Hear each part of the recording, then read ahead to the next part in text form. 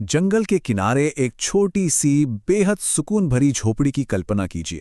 एक ऐसी जगह जहां एक माँ बकरी अपने मासूम और प्यारे बच्चों के साथ रहती है। देखने में ये दृश्य जितना शांत और सुरक्षित लगता है ना, असल में वैसा है नहीं। आज हम बचपन की उस मशहूर कहानी भेड़िया और 7 बच्चे की गहराइयों में उतरने वाले हैं। हम डिकोड करेंगे कि कैसे इस कहानी में मासूमियत, चालाकी और एक छिपे हुए खतरे का बेहतरीन ताना बाना बुना गया है। तो चलिए बिना किसी देरी के शुरू करते हैं। चलिए सीधा कहानी के सबसे अहम हिस्से पे आते हैं। जरा इस नंबर पर गौर कीजिए, 7। ये सिर्फ एक गिनती नहीं है दोस्तों, ये उन नन्हे मुन्ने बकरी के बच्चों की संख्या है जिन्हें घर पर अकेला छोड़ा गया है। सोचिए, एक माँ के कंधों पर कितनी भारी जिम्मेदारी है, और दूसरी तरफ बाहर घात लगाए बैठे उस चालाक भेड़िए के लिए ये उसके संभावित शिकारों की संख्या है। 7 मासूम बच्चे, बिना किसी सुरक्षा के, एक झोपड़ी में बिल्कुल अकेले। लेकिन सुनिए, माँ बकरी भी कोई कम समझदार नहीं थी।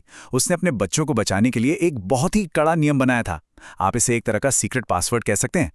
जंगल जाने से पहले माँ ने उन्हें एक खास गाना सिखाया था। दरवाजा खोलो मेरे बच्चों, मम्मी है आई, जल्दी खोलो, खाना मजेदार है लाई। बच्चों को बिल्कुल साफ इंस्ट्रक्शन था कि जब तक ये गाना न सुनाई दे, दरवाजा किसी के लिए नहीं खोलना है। मतलब बचने का सिर्फ और सिर्फ यही एक अचूक तरीका था। अब बात करते हैं भेड़िए की चालाकी और उसके बढ़ते हुए धोखे की। कहानी का रोमांच तब और ज्यादा बढ़ जाता है जब वो बदमाश भेड़िया छुपकर माँ का वो सीक्रेट गाना और पासवर्ड सुन लेता है। यहीं से शुरू होती है सुरक्षा के उस मजबूत नियम को तोड़ने की उसकी एक खतरनाक कोशिश। और ये जो तुलना है ना, ये बहुत ही शानदार तरीके से बच्चों की तेज तर्रार समझदारी को दिखाती है। एक तरफ माँ की खूबियां हैं, जैसे उसकी मीठी आवाज और सफेद पैर, और दूसरी तरफ है भेड़िए की असलियत, मेंढक जैसी भद्दी, कर्कश आवाज और काले कलूटे पैर। जब भेड़िए में पहली बार दरवाजे पर आकर वो गाना गाया, तो इन अक्लमंद बच्चों ने तुरंत उसकी बेसुरी आवाज पकड़ ली। और जब उसने दोबारा चालाकी करने की कोशिश की, तो बच्चों ने दरवाजे की दरार से उसके काले पैर देखकर उसे फौरन वहां से भगा दिया। खैर, भेड़िया इतनी आसानी से कहाँ हार मानने वाला था। अपनी इस प्रॉब्लम को सॉल्व करने के लिए उसने जो तरीका अपनाया, वो सच में बहुत ही शातिर था। अपनी आवाज को मीठी बनाने के लिए उसने सीधे जंगल जाकर मधुमक्खियों के छत्ते से शहद पी लिया। और उन काले पैरों का क्या किया? उन्हें गोरा बनाने के लिए वो दोपहर के सन्नाटे में गांव की चक्की पर गया और अपने पैरों को आटे की बोरी में डुबो लिया। ये दिखाता है कि बुराई अपने मकसद में कामयाब होने के लिए कितनी जिद्दी और योजनाबद्ध हो सकती है। अगर हम उस पूरी दोपहर की घटनाओं को एक क्रम में रखें, तो सस्पेंस रोंगटे खड़े कर देने वाला है। देखिए, पहले माँ घर से निकलती है, फिर भेड़िए की पहली नाकाम कोशिश होती है। लेकिन जब वो शहद और आटे का भेष बदलकर वापस लौटता है, तब टेंशन अपने चरम पर पहुंच जाती है। बेचारे बच्चे उस मीठी आवाज और सफेद पैरों से पूरी तरह धोखा खा जाते हैं। उनके बचाव की सारी दीवारें टूट जाती हैं और आखिरकार वो दरवाजा खोली जाता है। अब आते हैं धोखा और बर्बादी पर, जहां वो अहम नियम टूट चुका है। जैसे ही दरवाजा खुलता है, कहानी एक बेहद खौफनाक मोड़ ले लेती है। जीवन रक्षक नियम पूरी तरह टूट चुका है और वो भयानक भेड़िया घर के अंदर दाखिल हो चुका है। झोपड़ी के अंदर अब जो मंजर था, वो शुद्ध आतंक और अफरा तफरी का था। भेड़िए ने जैसे ही अपना असली रूप दिखाया और चीखा कि वो उन्हें खाने आया है, बच्चे अपनी जान बचाने के लिए इधर उधर भागने लगे। अब सोचिए उस दहशत को। कोई पर्दे के पीछे छिपा, कोई पलंग के नीचे जा घुसा, तो कोई सीधा अलमारी में। 2 बच्चे एक बड़ी सी टोकरी के नीचे दुबक गए।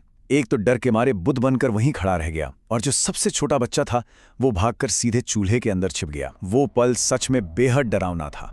तो इस पूरी तबाही में जो सबसे अहम बात सामने आती है, वो ये है कि केवल एक ही बच्चा बच सका। जी हां, सिर्फ एक। भेड़िए ने बाकी सभी को ढूंढ ढूंढकर अपनी बोरी में भर लिया। बस वो सबसे छोटा बच्चा, जो चूल्हे की राख के बीच एकदम शांत छिपा बैठा था, वही उस भेड़िए की नजरों से बच निकलने में कामयाब रहा। अब बारी है मां की वापसी और बचाव अभियान की शुरुआत की। कहानी अब अपने अंतिम और सबसे निर्णायक पड़ाव में प्रवेश करती है, जहां एक भारी दुख एक बेहद साहसिक कदम में बदल जाता है। सोचिए उस माँ पर क्या बीती होगी जब माँ बकरी वापस लौटती है, तो घर का खुला दरवाजा और हर तरफ बिखरा हुआ सामान देखकर वो बुरी तरह घबरा जाती है। वो पागलों की तरह अपने बच्चों को पुकारने लगती है। तभी वो सबसे छोटा बच्चा रोते हुए बाहर आता है और उसे पूरी दर्दनाक सच्चाई बता देता है। अब आप समझ सकते हैं कि एक माँ का ये गहरा दुख कितनी जल्दी एक भयंकर क्रोध में बदल गया होगा। उसने उसी वक्त ठान लिया कि उस बदमाश भेड़िए को तो सबक सिखाना ही होगा। जब वो बाहर जाती है तो क्या देखती है? वो भेड़िया एक बड़े से पेड़ के नीचे गहरी नींद में सो रहा है और उसके पास ही रखी बोरी के अंदर कुछ हिलडुल रहा है। अब जो इस कहानी का सबसे दिलचस्प हिस्सा है वो है माँ बकरी का लिया गया बदला। वो बेहद व्यवस्थित और चतुराई से काम लेती है। जरा इन 4 कदमों पर गौर कीजिए। पहला, वो चुपके से उस बोरी को खोलती है। दूसरा, अपने 6 बच्चों को सुरक्षित बाहर निकाल लेती है। तीसरा और सच में सबसे शानदार कदम, वो अपने बच्चों के साथ मिलकर उस बोरी को भारी भारी पत्थरों से भर देती है। और चौथा कदम, वो बोरी को वापस पहले की तरह कसकर बांध देती है। मतलब ये एकदम परफेक्ट रेस्क्यू ऑपरेशन था। आखिरकार हम पहुंचते हैं बुराई का अंत और एक भारी बोझ पर। यह कहानी का वो सबसे संतोषजनक हिस्सा है जहां किए गए कर्मों का पूरा पूरा फल मिलता है। तो होता क्या है, जब उस भेड़िए की नींद खुलती है तो वो पत्थरों से भरी उस भारी बोरी को उठाता है। वो अपने ही ख्यालों में मस्त है, सोच रहा है कि आज तो उसने कितने सारे बच्चों का शानदार शिकार किया है। लेकिन भाई, बोरी का वजन इतना ज्यादा होता है कि उससे ठीक से चला भी नहीं जाता। नदी पार करते समय पत्थरों के उस भारी बोझ की वजह से उसका पैर बुरी तरह फिसलता है और झपाक, वो सीधे तेज बहाव वाले पानी में जा गिरता है। जो वजन उसने अपने लालच और धोखे से इकट्ठा किया था ना, वही वजन उसे नदी की गहराइयों में हमेशा के लिए खींच ले जाता है। और दूर किनारे से माँ बकरी और उसके 7 बच्चे ये सब देखकर खुशी से हंस रहे होते हैं। कहानी के अंत में मैं आपको इस बहुत ही गहरे और विचारोत्तेजक सवाल के साथ छोड़ना चाहूंगा। क्या बुराई कभी अपना असली रूप हमेशा के लिए छिपा सकती है? देखिए, भेड़िए ने अपनी आवाज बदली, अपने पैरों का रंग भी बदला, लेकिन जो उसका क्रूर स्वभाव था ना, वो ज्यादा देर तक छिप नहीं सका। ये पूरा विश्लेषण हमें यही सिखाता है कि चाहे कोई कितना भी भेष क्यों ना बदल ले, सच्चाई और बुराई का एक न एक दिन पर्दाफाश हो ही जाता है। तो आपको क्या लगता है? खैर, आज के इस सफर में मेरे साथ जुड़ने के लिए बहुत बहुत शुक्रिया।